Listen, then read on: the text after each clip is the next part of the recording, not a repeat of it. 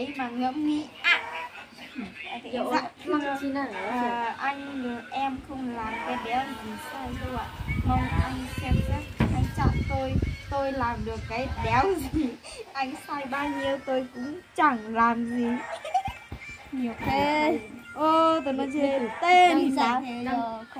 2021. Chưa? 2001. Nghe là tôi người yêu của người ta đó. Dạ, em xin gửi cho Lan của chị nào. Gửi lên tướng rồi. Anh tự yêu tao rồi ạ. Viết tao luôn mà chơi sai nữa. Cái nào này Ít trời nữa. chỗ lúc nào chỗ xa đấy thì nó chứ hả?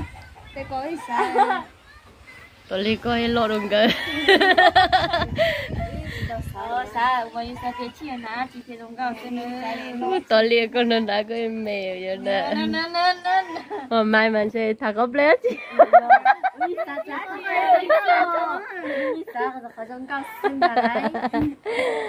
Đúng là mọi người có. Tới rồi, có coi chuyện tới tội luôn đây. coi gì mà. Tại nó mạnh mà ta. Nhớ xong cho mình không cao. Nhớ xong nếu á chị cái giờ xe máy xưa rồi. Thế cho thay một vị xưa là nếu thay một vị á chị để thay ra một vị câu chuyện ngày hè 4 ta chỉ mà tu lò này cái thay chỉ tao đây là tại chỉ nó nhỏ thì cái nhóm thờ có xanh thêm màu liền cái lúc trẻ là lúc trẻ nào bây giờ lúc trẻ này thay một vị giờ mà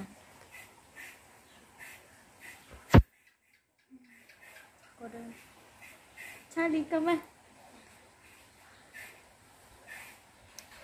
cái này chọn bê tê tia vậy cái này chọn bê tê tia đâu lợi thế vậy của lúc bây hùa sông nó cũng mua cả trâu sông sinh đã chiều của giờ sinh thọ là uống cái rong sinh thọ nó nè mà cả trâu sông ôi rong cao tê tia liền chọn xài nữa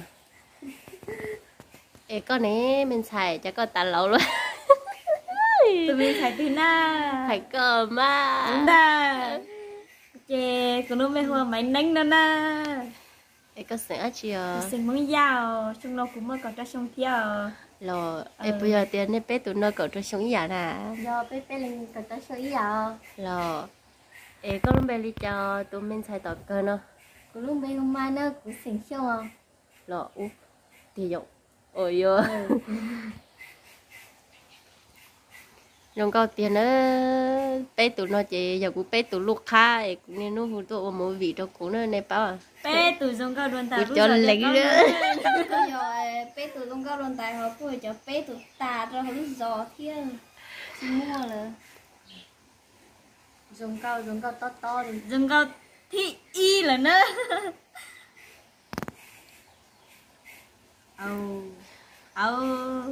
thế à ông đăng chưa thế à 18h30 các bạn nhớ vào xem nhé Này dùng.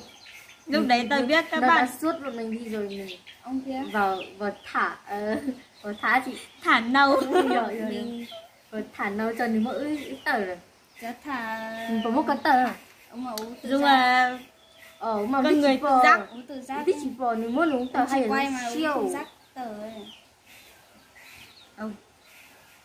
biết chỉ bò mình đã này mình đặt các vào em muốn vào em cho em vào đi đây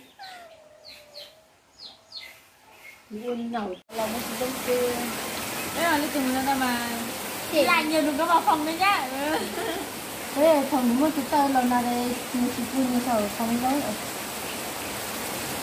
lần nào chị tươi này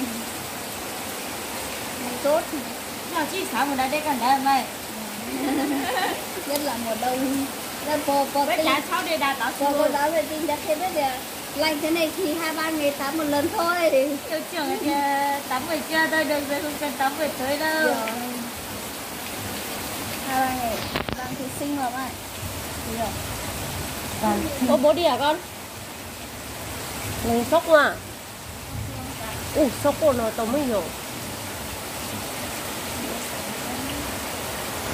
Sốc à, ngát sóng á, cái gì nổ á.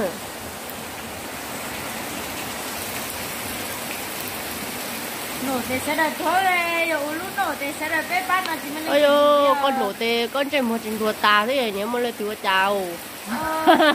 Sẽ là tua keo. Chồng nhá đến.